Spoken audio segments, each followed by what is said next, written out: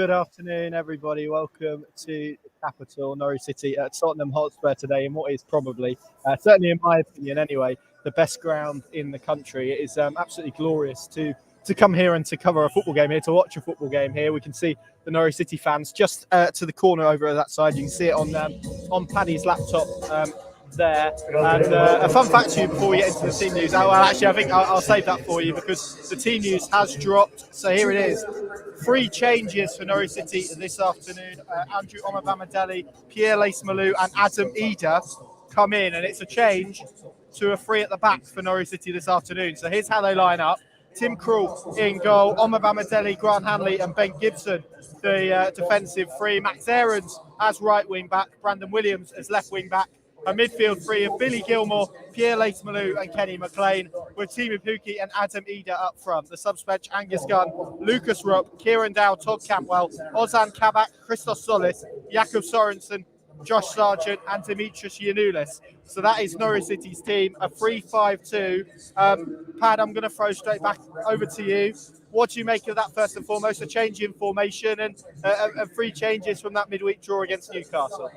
Well, he's not here with us today, but I've got to give Dave Freezer, our colleague, a hat tip, because when he was talking about they could go with a 3 to match up Tottenham on our previous show Friday afternoon, I more or less said there's no chance of that. He won't experiment to that degree. So yet again, wrong.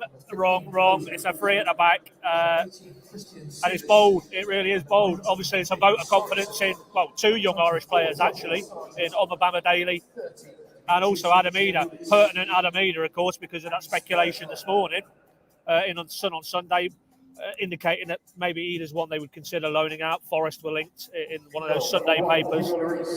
Well, this probably underlines that Dean Smith really isn't looking beyond today, let alone into January, and what it means for ingoings or outgoings, because Adam Idah starting alongside Timu Pukki, that's a really exciting looking spearhead. Omobamidele, well, we're here in North London today. He made his Premier League full debut against Arsenal, not that many miles away earlier in the season. Didn't look out of place that day, so I don't really have any fears about him coming in his temperament. And I guess in the middle 3, Lees-Malou coming in instead of Rupp, that's an interesting one as well. Maybe they think with the 3 defenders behind them, plus Williams and Aarons, there's enough in terms of a defensive base there that you could drop Lees-Malou in, and because you're obviously with him in the side, you're looking for him to be a bit more progressive and try and link up with an Idah and a Pukki. So, yeah, it's an interesting looking lineup, and it, to me, it indicates that Dean Smith is very comfortable and confident in asking these players to, even this early in his reign, to take on some extra things, some extra tactical things, extra setup differences as well. And obviously, time will tell, but a 3 with Hanley, Gibson and Omobamidele, yeah, I like the look of that. And they'll particularly have to be very good with the way that Tottenham have set up, obviously. Yeah, absolutely. With being at such a stadium, the PA system is as loud as anything, as you can imagine. But we battle through. I'll bring you the Spurs team before we go a bit more in depth in that Norwich City lineup. They've got Lloris in goal, Tanganga, Sanchez and Dyer, their back 3. Davis and Reguilon, the 2 wing backs. Skip, Højbjerg in midfield with Lucas, Son and Kane as well. Their subs bench, Galini, Roden, Doherty, Sessegnon, Winks, Dele Alli on Dembele, Stefan Bergwijn and Scarlett as well. So that is the Tottenham team. And Pad, are we seeing, a lot has been made of Milo Rashica's injury in particular. Are we seeing Dean Smith try to move away from that, I suppose, in search of more creativity? Is it just about matching Spurs up? Is this a potential remedy to what we've seen in terms of those wide issues? No, Josh Sargent as well today. Is that maybe the thinking behind this formation as well? Well, time will tell, Connor. I mean, that is an interesting point that, as much as your eye is drawn to the defensive differences in terms of the shape and bringing in Omobamidele, does it also with Lees-Malou in there, and the fact that it should free, if it works properly, should free Williams and Aarons to really get forward. And as Dean said about Max a couple of weeks ago, he's almost tried to ask him to dial down a little bit on the attacking instincts that we know he's got, because it was really, when he came in, about making them harder to beat and making them more difficult to create chances and goals against. So is today maybe the start of, just a step in the direction of getting more creativity? And of course, at the top end of the pitch, you've now got an out-and-out option playing centrally alongside Timu Pukki. That's clearly a development, because Sargent, as we know, was in the side recently, but not in that out-and-out central position. So, Yeah, I think that's a very fair point. As much as there might be a defensive element to the lineup today in terms of trying to stop Tottenham, a very strong part of their side, does it also allow them as well, particularly with those two wing backs, to really get up and support the two front players and cause Tottenham problems the other way? Yeah, we'll see how it translates. Todd Cantwell on the bench this afternoon for the person that has asked that. I guess really the other major debate, I mean, they were kind of free really. It was who would replace Rashica, and we've learned that that's going to be a formational change rather than a personnel change. It was what would the midfield look like? Would he persist with Lucas Rupp, who was pretty good in a 55-minute cameo against Wolves, but maybe didn't replicate that standard of performance at Newcastle in midweek? Would he go to Pierre Lees-Malou? He's opted for Lees-Malou, who he gave a massive shout out to just before the Newcastle game for his hard work in training. And then the other one really was probably around the left back.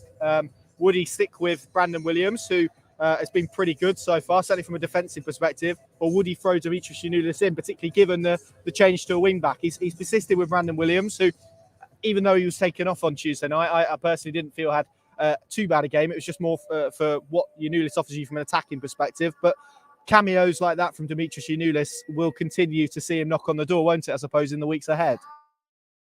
Yeah, and you just wish that he'd have like took that chance and stopped his time at St James's, because then it would really feel like lift off for that guy. And today is an opportunity, absolutely. I think I'm right in saying 4 games into Dean Smith's tenure and he hadn't started any of the previous 3. Obviously, it was Norman, it was Gilmore and McLean, and then when Norman came out, it was Rupp going in. So he did reference him and Jacob Sorensen, to be fair, in terms of what they'd shown him in training. Well, he's clearly now done enough to nudge him in the direction that he gets to start today. And I just look around this place, and why wouldn't you, if you're a Norwich player, want to go and perform on this type of stage against this level of opponent?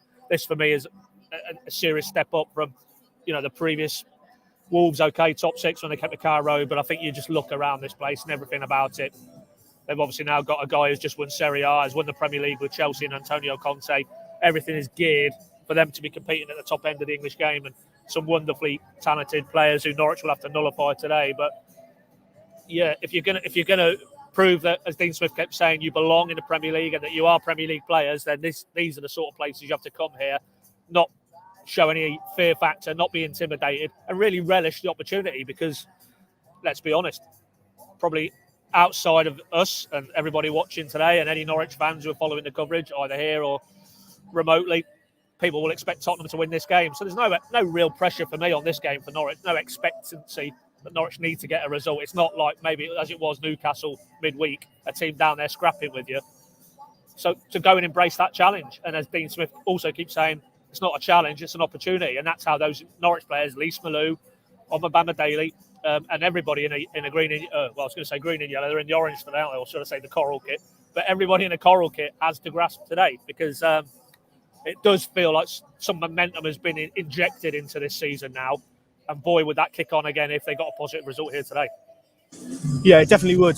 Just to pick up on one of the names you mentioned there, Adam Idah, we had the reports that we carried on our website this morning linking him with a loan move in January to Nottingham Forest. That would mean Jordan Hugill got recalled. I think it was a report by Alan Nixon in The Sun. How big of an opportunity is this for him today? I felt he was pretty bright in his cameo, not necessarily in terms of goal scoring now, but certainly in terms of what he offered from an open play perspective on Tuesday night. He's got a massive opportunity on maybe one of the best stages in the league to go and impress Dean Smith now, ahead of a window where his future may be up for debate. Excuse me. Well, yeah, I mean, in that piece which we worked up earlier today, I did insert some quotes specifically from Dean Smith from Friday's presser on Adam Idah. Not obviously about, are you looking to loan him out in January? There wasn't so much that. It was what he needs to do, and go and have a read of those. They're on Pink and now, and along the lines of, Timu Pukki has set the standard now in terms of what's required from a striker under Dean Smith. Adam Idah has to get to those levels. But he did say there's a lot of potential to work with, and he's been impressed with him. And clearly, to the extent that he's trusting him enough to, after, yeah, you're right, a very bright cameo at Newcastle, to have a start today. And, whatever's in the media, in other sources earlier today, if Adam Idah comes in today and performs well, dare I say it, gets himself on the score sheet, and then kicks on again, there's absolutely no prospect of him being allowed out of the building, because he will have proven then that he can be a big part of Norwich's season this season, not seasons to come.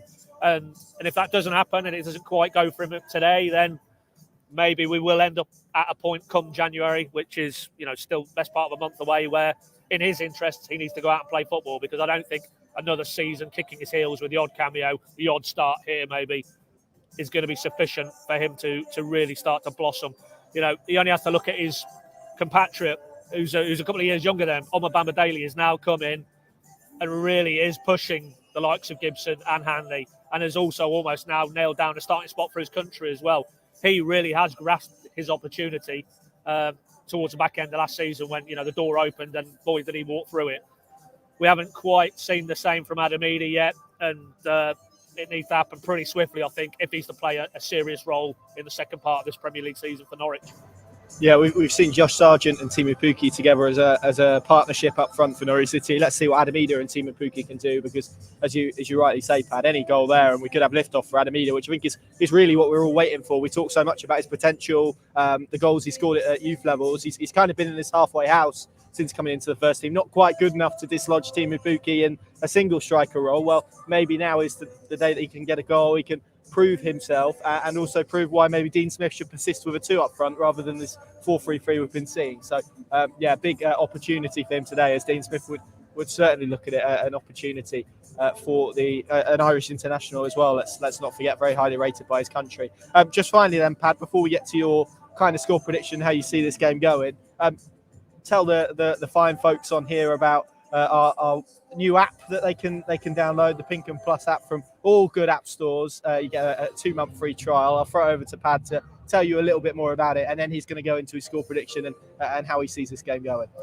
Thanks, Connor. Yeah, I'll do my best salesman impression. Yeah, it's I'm sure you've already seen a little bit about it, but if not, go to any of our social channels, the ones you're consuming this piece of content on, and pinned at the top of all of those will be a little bit of video from myself or Connor or Dave Freezer, and also, more importantly, a link to take you to the free Pinken sites as they are, where it's all explained in detail. But essentially, we have shared, as the people who produce the content, a frustration of you in many ways, who tell us that the big drawback is the ad experience and just the amount of ads you have to wade through to get to the actual content. So, as a company and as a sports desk, this is our hopefully step in the direction to an ad light, far better user experience, where all the content we already do, and as we roll forward into 2022, lots of new additional stuff will be there in that app. One-stop shop, everything you'd need to follow the football club. So please, as Connor said,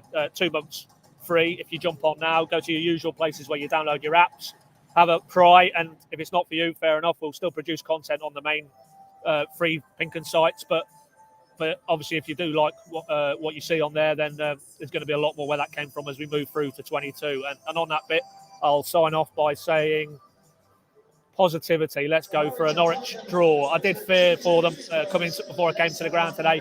I just think the way Tottenham are rounding into some decent winning form under Conte, Norwich without Rashica, without Norman, but having seen that lineup from Dean Smith and the positivity that's in it, the attacking potential, yeah, let's hope the 3,000 or so Norwich fans here are having another great night like they did the last time or two they were here, mainly that penalty shootout winning the FA Cup. So, yeah, draw for me, Connor. Yourself? Yeah, I'm with you. I think I can see Norwich getting something today. Hopefully an Adam Idah goal. That would be a lovely narrative, wouldn't it? Funnily enough, they're just showing highlights of that Premier League game here 2 years ago. I hope they get onto the Cup highlights in just a moment. That'd be good to rewatch those again here. Just on what you said on the app, Pad, there is, if you're watching on Facebook or YouTube, a link that you can go and click on in the comments. So just scroll up and you should find that for all the details. Hopefully you will download it and whatnot. But match coverage as usual on all our sites. I'm on the live blog this afternoon, analysis and reaction as well from the Tottenham Hotspur Stadium. Let's hope Norwich City can continue their Premier League recovery under Dean Smith today. It's going to be fascinating to see how it all goes. Those Norwich City fans in that corner there, 3,000 of them, not quite the 9,000 where we saw it go all the way into the upper tier, but 3,000 is a hell of an effort on a Sunday afternoon. Let's hope they're given something to cheer about today. Thank you very much.